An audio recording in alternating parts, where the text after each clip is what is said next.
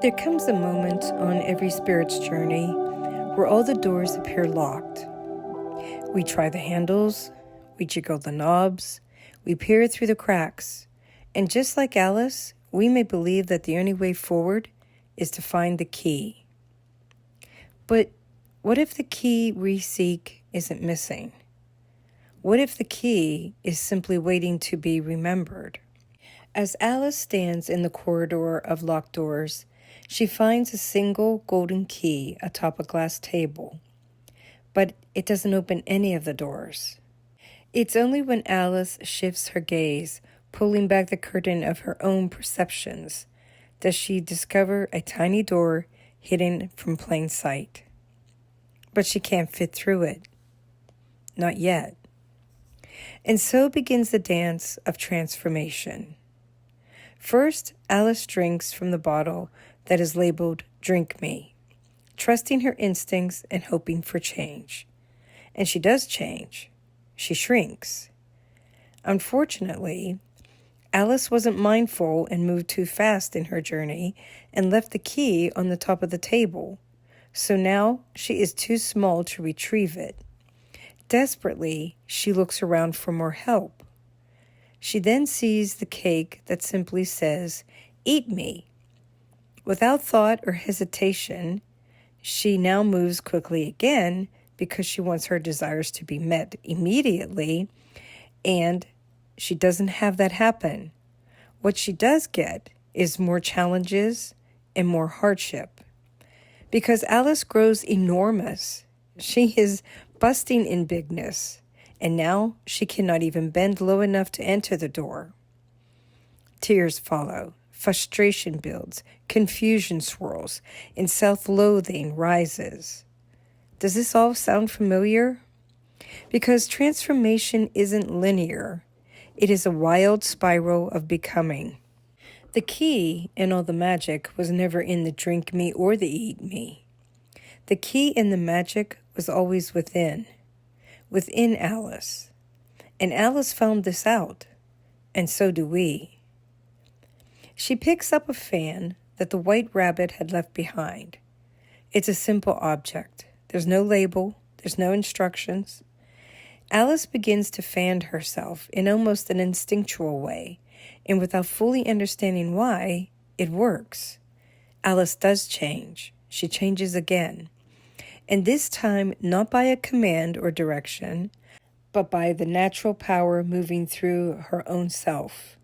She's using her own instincts. She's not looking for outside influences or help. She's listening to her heart. She's listening to the whispers within. And here is where the message reveals itself. 1. What we use to seek outside of ourselves, the advice, the elixirs, the validations, they were never the key. The key is always within us. It has always been there, and it will always be there. And then 2, all those drink me, eat me moments in life, well, they do bring temporary shifts, that's for sure, but they don't bring transformation. Because real transformation is never in a moment. It is never, ever in a temporary shift. Real transformation is we learn to work with our own energy. And when we learn to work with our own energy, we are the ones that fan the flames and create our own change. And then 3, once the process begins, once transformation begins, once we say yes to becoming, we will never again be who we were. Not completely. That version of us stays behind in the rabbit hole. Oh, we may grieve her, or we may miss her, but the path ahead now is ours. Alice, when oversized, crying large tears, became a sea that she had to swim through, a vast ocean made from the emotions that she thought were her weakness. But in truth, they were her rite of passage. This is the journey of becoming. It's not logical. It doesn't follow the old rules. It is because it embraces the nonsense, the mystery, the paradox of who we truly are. So, dear traveler, when you begin to question who you are, when nothing fits, when nothing works, and when everything feels surreal, take heart.